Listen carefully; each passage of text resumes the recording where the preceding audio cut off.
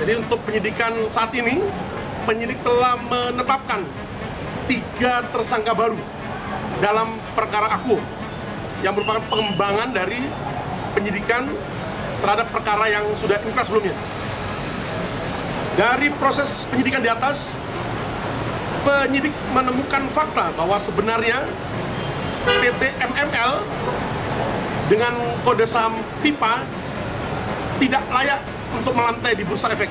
Pemerintah tidak mentolerir praktek manipulatif share pricing atau saham gorengan manipulatif yang merugikan investor dan merusak kredibilitas dan integritas pasar modal di Indonesia. Kemudian penguatan pengawasan dan penegakan hukum dengan segera memulai penyelidikan goreng-menggoreng saham atau manipulasi pasar tadi yang disampaikan oleh Pak Menko secara masif, kemudian set the tone dalam penanganan kasus besar dengan penegakan hukum yang memberikan efek jera serta penguatan pengawasan market conduct termasuk kepada para influencer.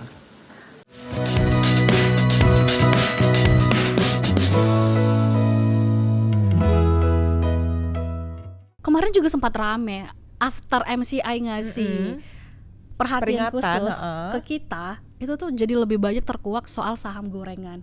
Bahkan informasi kemarin itu Barreskrim itu sampai turun tangan. Bener. Gimana kalau bahas ini kita langsung ngobrol dengan salah satu mungkin yang lebih cocok untuk bahas. Iya, daripada kok kita mah jadi kayak ngegosip, Mbak. Bener lagi nggak cocok ya. Langsung saja ini dia Kepala Ekonom Permata Bank Joshua Pardede. Mas, saham gorengan Mas, langsung aja. Menurut Mas sebenarnya definisi saham gorengan yang diharapkan versi pemerintah itu seperti apa sebenarnya Mas? Definisi saham gorengan? Atau jangan pemerintah nggak berharap sama sekali adanya saham gorengan nih Mas? Ya harapannya sih sebenarnya kinerja saham Indonesia, bursa saham kita ini benar-benar merefleksikan kinerja dari semua emitennya gitu ya. Jadi artinya tidak ada harga dari setiap saham di Indonesia ini yang melantai di bursa ini yang dikatakan tadi digoreng ya, artinya diangkat-angkat gitu ya tanpa ada fundamental kinerjanya gitu ya. Artinya misalkan dari suatu emiten kalau memang sekiranya tidak ada peningkatan kinerja yang signifikan, tapi kalau price earning ratio-nya dia meningkat signifikan tajam, berarti kan itu pertanyaan besar dong. Artinya ya berarti bisa kita duga bahwa saham tersebut adalah saham gorengan ya kan. Kita bisa klaim cukup kuat gitu ya. Tapi artinya kalau kita bicara tadi saham-saham LQ45 yang dalam likuiditasnya cukup tinggi ya, artinya kan fundamentalnya jelas ya. Emiten tersebut pun juga memiliki, misalkan ada misalkan dia udah memiliki rencana ekspansi bisnis, ekspansi pabrik, ekspansi produksinya, perluasan dari pabriknya, peningkatan kapasitas mesin-mesinnya, itu kan jelas ya. Kalau ada peningkatan dari sisi harga sahamnya tentu menjadi sangat wajar. Nah itu jadi definisi dengan kata lainnya lah ya, mengapa penting sekali kita menegakkan ataupun bisa mendisiplinkan pengawasan dari kalau misalkan ada kenaikan, ada pergerakan saham-saham yang tidak wajar, nah ini harus benar-benar ditindaklanjuti ataupun ditindak oleh bursa dan SRO dan juga OJK seperti itu. Nah sebelum kita masuk lebih dalam, boleh nggak sih Mas dijelasin dulu nih apa sih saham gorengan yang dipom-pom, terutama nih untuk Gen Z, sahabatkompas.com yang awam gitu. Bahasa bayinya apa sih sebenarnya Mas saham gorengan? Bahasa bayinya adalah sebenarnya ya tadi ya, sebenarnya kalau saham tersebut ya kinerja operasional bisnisnya sebenarnya biasa-biasa aja ya, nggak ada sesuatu yang bagus-bagus banget, tapi harga sahamnya melonjak signifikan gitu ya. Maksudnya ya itu berarti kita bisa menduga itu lagi digoreng gitu ya. Padahal sebenarnya fundamentalnya nggak bagus-bagus amat gitu ya. Misalkan dia kinerjanya nggak ada peningkatan kapasitas produksinya, bisnisnya segitu-segitu aja, laba emitennya pun juga nggak naik-naik banget gitu ya. Nah berarti kan kita bertanya-tanya gitu ya. Nah kenapa harga sahamnya bisa naik? Nah berarti kita bisa menduga lah ya. Kita bisa menduga bahwa saham itu ya lagi dipom-pom gitu seperti itu. Kalau aktivitas kayak gitu banyak gak sih Mas di bursanya kita? Ya kalau kita melihat dengan dugaan ataupun teguran dari MSCI, ya sepertinya iya ya. Karena kan ya kalau kita lihat kan tadi lebih dari 200 emiten yang free float-nya di bawah 15%. Dan di kabarnya pun juga tadi keterbukaan dari ultimate beneficiary owner-nya pun juga beneficial owner-nya pun juga tidak transparan gitu ya. Artinya sangat dimungkinkan ya bahwa transparansi dari pergerakan harga saham atau emiten tersebut juga jadi diragukan. Ya, artinya tadi ya kemungkinan untuk terjadinya penggorengan saham itu sangat dimungkinkan sekali gitu ya. Jadi sehingga tapi ya tadi kalau kita bicara saham-saham yang fundamentalis yang masuk LQ45 yang free float-nya sudah 15% let's say ya, itu saya pikir sejauh ini sudah sangat kecil kemungkinan untuk digoreng. Ya memang benar-benar real activity bisnisnya yang memang menunjukkan pergerakan dari harga saham tersebut. Selain saham gorengan yang juga menarik juga untuk kita bahas ya Mas. Kemarin itu kita berdasarkan wawancara kita beberapa pengamat dan analisis itu ternyata banyak perusahaan busuk yang ternyata berhasil lolos IPO, berhasil lolos IPO gitu ya, melantai di bursa. Ada yang bahkan katanya warung pecel yang sebenarnya kantornya nggak jelas di mana, bentuknya ruko tapi bisa tembus IPO yang cuma beberapa miliar labanya tapi lolos gitu. Betul. Mas. Apakah itu sebenarnya jadi kayak kita kan ngelihatnya ini OJK sebenarnya kerja nggak sih, BI kerja nggak sih gitu Mas, kok bisa lolos gitu. Nah itu juga mungkin harus kita lihat lagi due diligence tadi ya, kalau kita bicara bagaimana penguatan dan juga karena kan memang di satu sisi memang Bursa Efek Indonesia memiliki KPI untuk peningkatan emiten yang melantai di bursa ataupun IPO, jumlah IPO. Tapi mungkin juga harus kita lihat lagi kualitas dari IPO ataupun emiten yang melantai di bursa pun juga harus diperketat juga ya.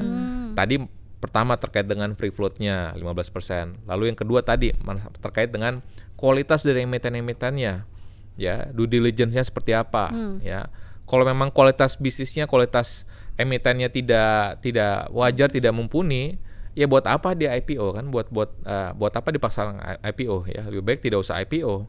Lebih baik ya kita menseleksi ya, Bursa Efek menseleksi emiten yang layak saja untuk melantai di bursa gitu. Karena kalau hanya sekadar IPO saja tanpa ada yang tapi mengindahkan kualitas emitennya, tentu ini akan merugikan juga kualitas dari pasar modal kita dan juga akan bisa mencoreng juga kepercayaan dari investor tadi ya, khususnya investor asing yang sudah terlanjur membeli saham tersebut gitu. Karena kan pasti asumsinya kalau udah di IPO artinya kan due diligence-nya sudah cukup ketat ya.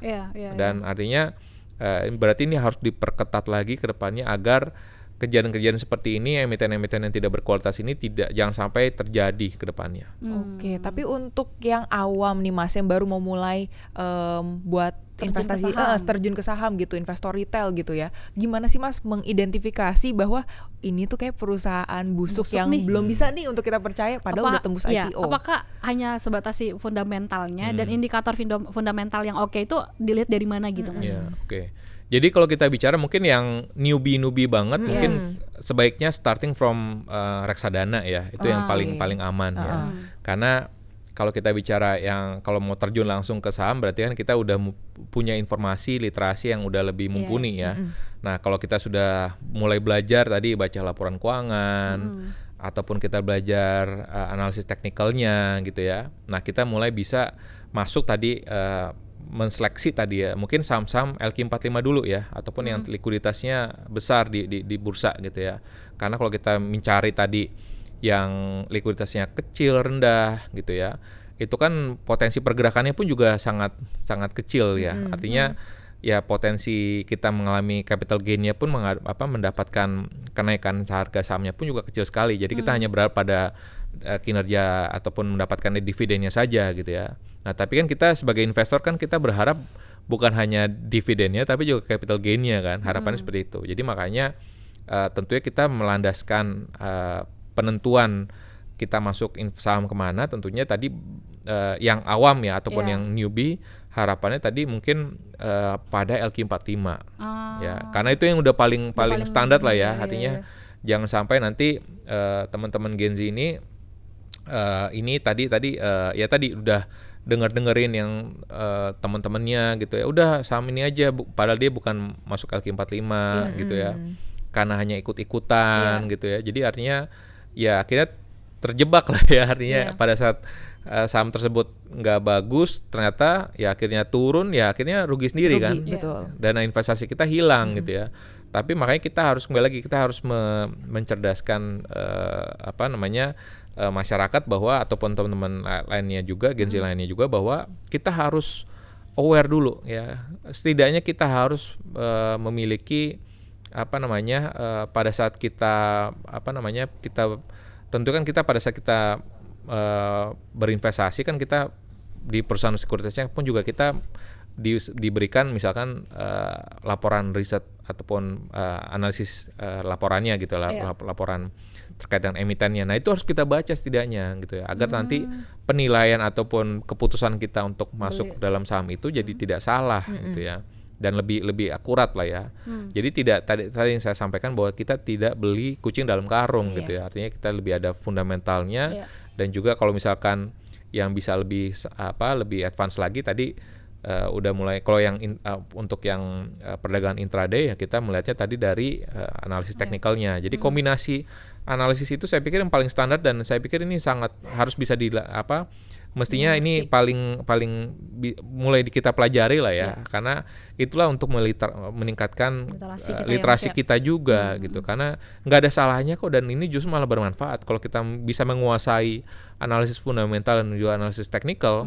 Ini bukan hanya diuntungkan buat equity analyst saja, tapi buat masyarakat awam gitu ya. Masyarakat awam pun juga kalau lebih advance dari lebih jago dari analisis sahamnya pun juga nggak ada masalah kan.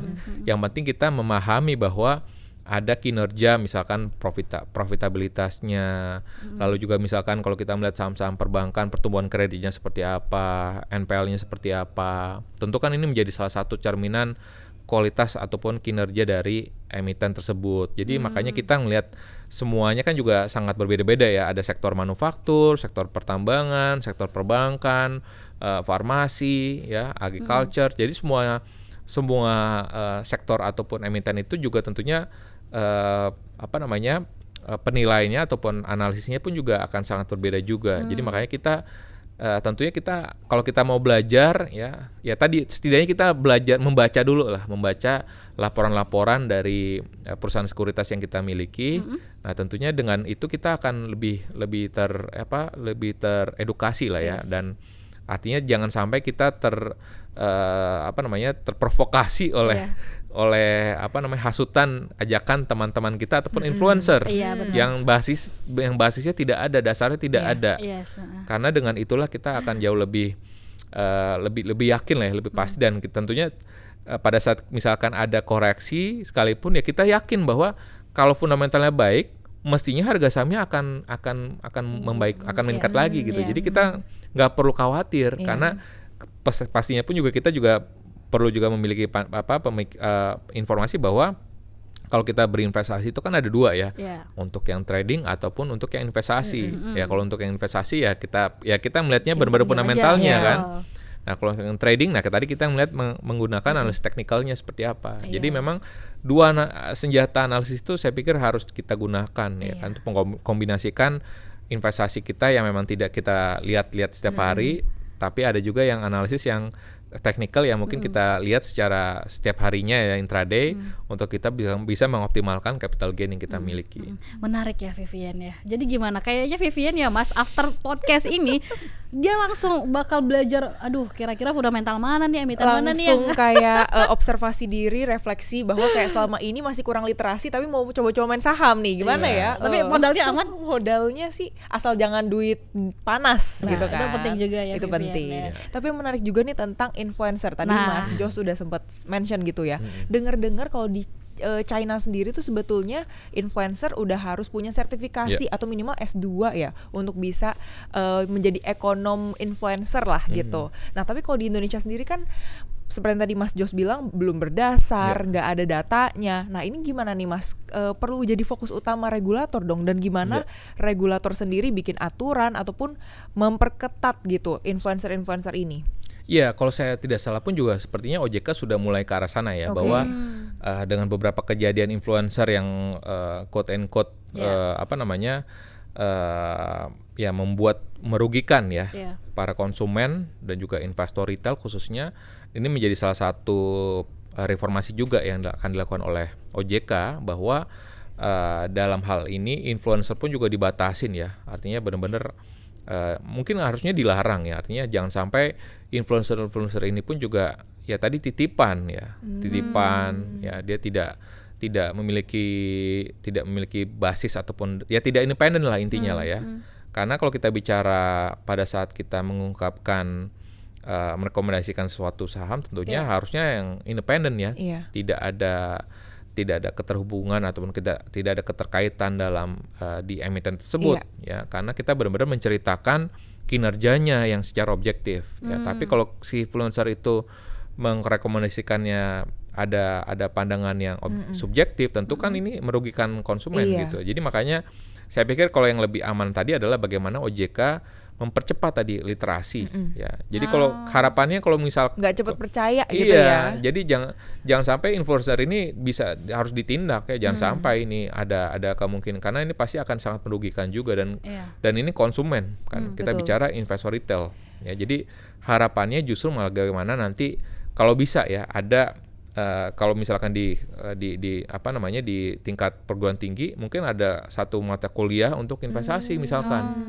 Ya, kalau bisa ya, itu mungkin harus bisa ada sinerginya juga dengan Kementerian Dikti gitu ya, agar tadi perguruan tinggi juga anak-anak mahasiswa juga harus mulai memahami gitu. Jangan hanya cuman mulai melek gitu ya, iya, Mas ya. Jangan sampai nanti pada saat dia sambil dia kuliah kan dia mungkin dia udah mulai investasi gitu ya. Nah, itu disitulah dia mendapatkan informasi itu gitu. Jadi yang secara formal ya. Artinya jangan hanya cuma dengar-dengar dari sosial media gitu. Jadi benar-benar harus masuk dalam mata kuliah intinya gitu ya. Mana influencer kita tuh banyak yang suka flexing lagi, Vivian. Suka flexing, bilang kayak intinya kalau kaya instan aja kok, tinggal beli kelas gua. Nah gitu tuh Mas, bahayanya tuh jual kelas gitu, menjanjikan abis ini bisa langsung tembus berapa ratus kali lipat gitu keuntungannya. Nah memang itu harus disadarkan juga ya Gen Z, teman-teman Gen Z kita ini ya, karena di satu sisi tentunya kan kita kebutuhannya meningkat juga, tapi di sisi lain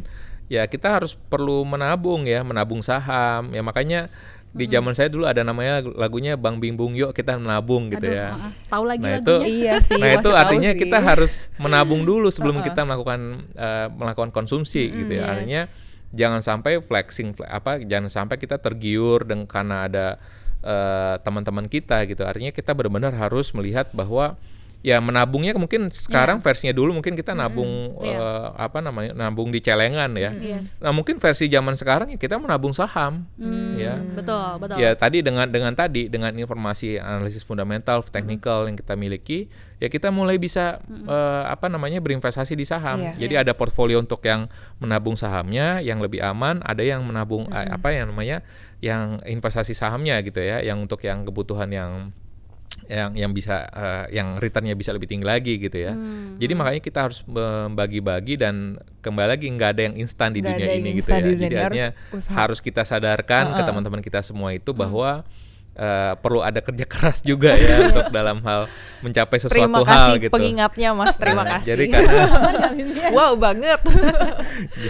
jadi intinya kita harus ya setiap ada usaha perjuangan pasti akan ada hasil seperti itu. Nah itu dia Mas. Nah tapi Mas bener gak sih kalau pemerintah itu sebetulnya lebih mengarahkan kita tuh untuk nabung saham? Mereka tuh kayak mendorong kita untuk yuk nabung saham gitu. Tapi di sekarang nih datanya sebenarnya kan investor retail lebih banyak rugi. Nah ini gimana nih Mas? Kita jadi sebagai orang awam gimana sih bingung ini disuruh ya, tapi gue nggak bakal untung, gimana dong?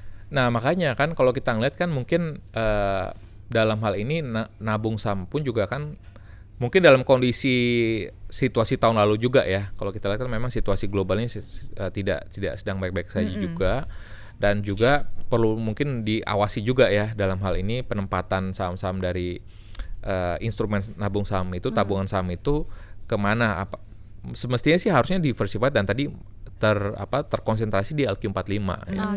Jadi karena kalau misalkan hal itu terjadi mestinya sih kenaikan ataupun dinamikanya tidak akan besar ya. Artinya dia akan cukup stabil ya dibandingkan dengan kalau penempatannya sangat terkonsentrasi misalkan di satu sektor saja ataupun ya tadi misalkan ya masuk ke saham-saham yang di luar LQ45 ya saya pikir perlu ada pengawasan juga ya dari OJK-nya ataupun dari bursa sehingga tadi penempatan dari instrumen tabungan saham itu jadi benar-benar untuk yang benar-benar newbie tadi ya buat teman-teman Gen Z yang benar-benar newbie yang masih di tahap-tahap awal untuk belajar ya sehingga memang baru tapi pengen masuk ke instrumen saham itu ya dengan menabung saham itu tapi pun juga dari sisi regulatornya pun juga harusnya memberikan